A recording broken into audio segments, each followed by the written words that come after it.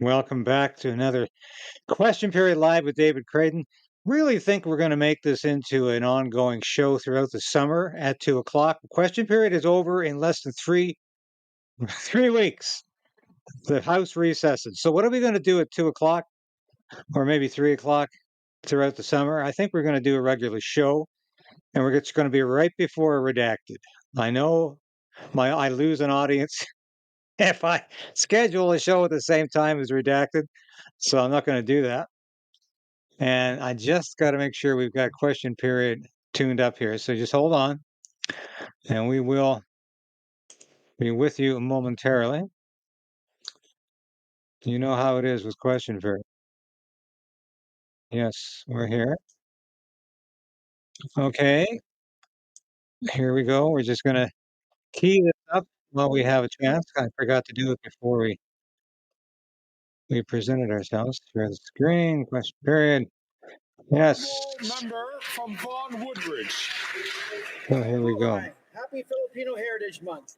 Throughout June, we honor the contributions of Filipino Canadians who have worked tirelessly to build. Question period will be beginning shortly, but I've got a few things to report before we get there. Thanks for your patience here. Hello, Twisty Hill. Hello, Steve. Hello, Pioneering Freedom. Hello, Sandra.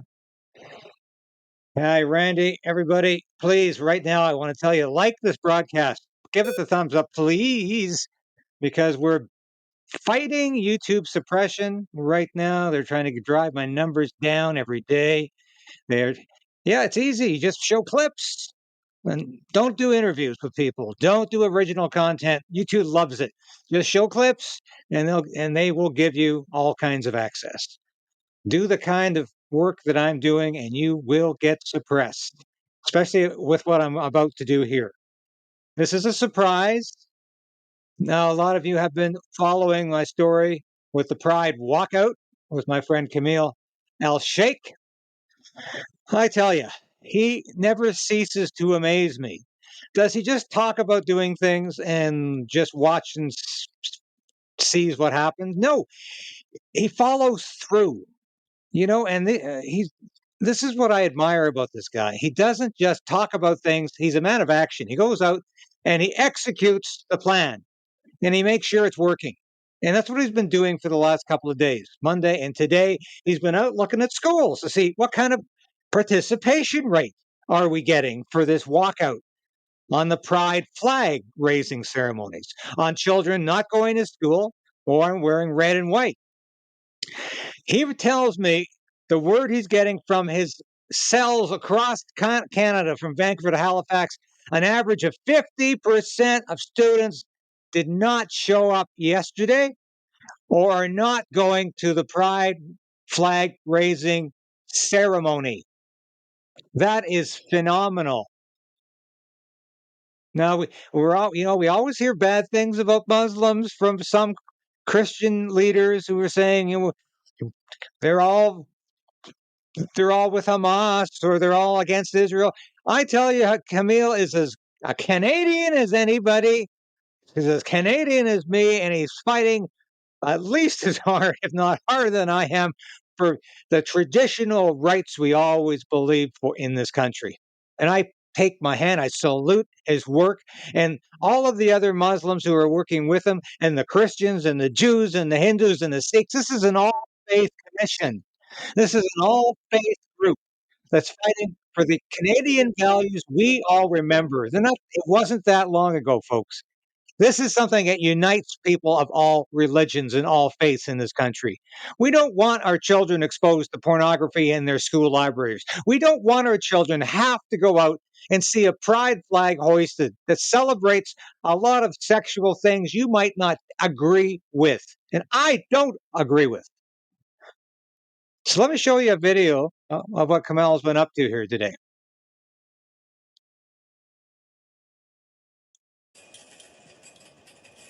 Shame on you guys. Guys, a Canadian school, a French Canadian school, they're clapping for a pedophile flag. But there's only a few people, parents, I saw them coming in and pulling their kids out. By the way, you guys will be met with protests, and your names are on the school. Each and every one of you. Shame on you.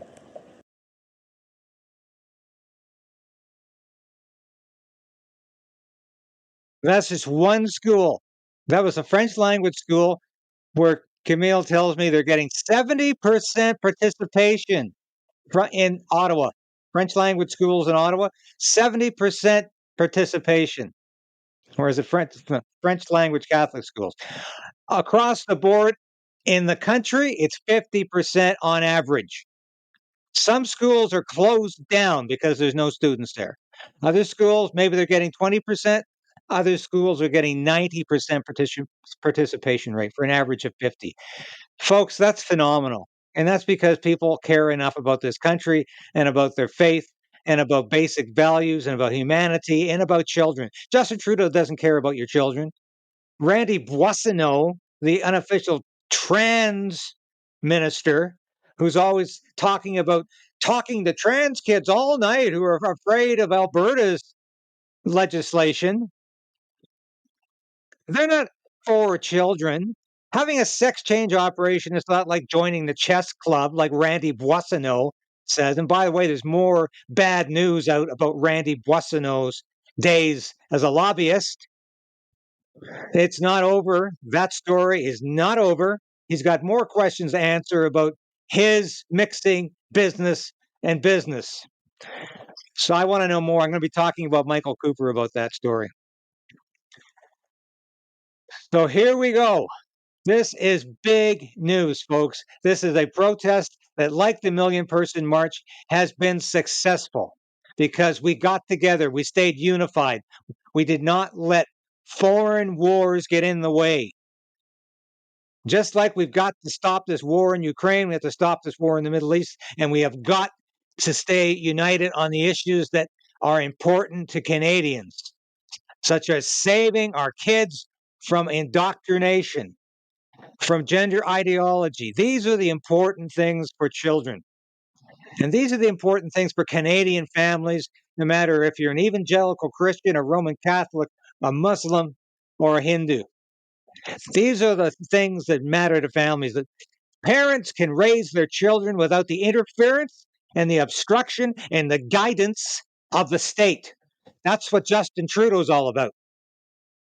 What Camille El Sheikh is doing and what his group, Hands Off Our Kids, is demonstrating is that parents can fight back.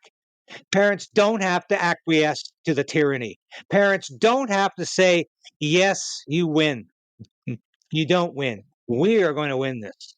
A couple of more stories I want to highlight before we get to question period.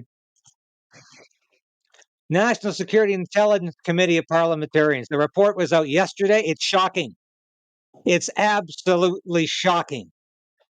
It talks about gross corruption amongst members of parliament. I bet you most of those members of parliament are liberal. A shocking new report. It's heavily redacted. The report said some elected officials began wittingly assisting foreign state actors soon after their election.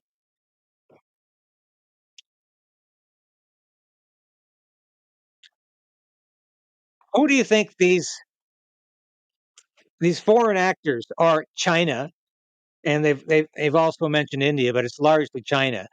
And this report says that members of parliament have been doing favors for communist China in anticipation of favors, rewards, a quid pro quo. What have I been saying all along about this biolab in Winnipeg? Why do you think those Chinese scientists who were spying for China were allowed to do so for 2 years before they were fired and sent back to China? Did the government of Canada, did the Liberal government, did the Trudeau government, did Justin Trudeau expect something in return for allowing them to stay there? Was there a quid pro quo involved? This new report suggests that MPs have been doing things for communist China because they expect to get rewarded. I'm going to be talking more about this report this week. I want to get some comments. I'm not going to just show you clips of other people getting comments. I'm going to get comments from MPs on this. I'm going to get comments, I hope, from the chair of this organization, the chairman of this organization, which ironically is a former Liberal MP named David McGuinty. He's the brother of the former Premier of Ontario, the Liberal Premier, Dalton McGuinty. So it looks like he's got some principles, but he's going to allow this report to be out. But it's heavily censored, this report. But you know what this reminds me of?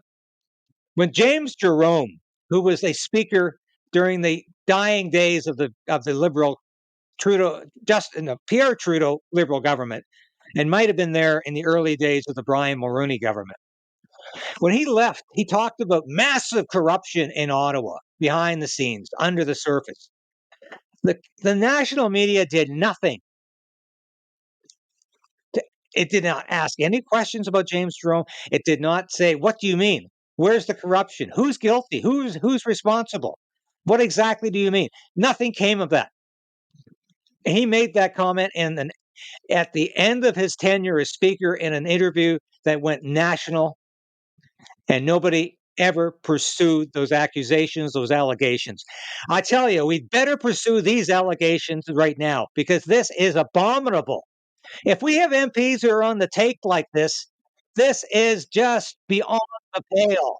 You cannot allow the government of Canada, the Parliament of Canada, to operate at this low level of ethical and moral standards.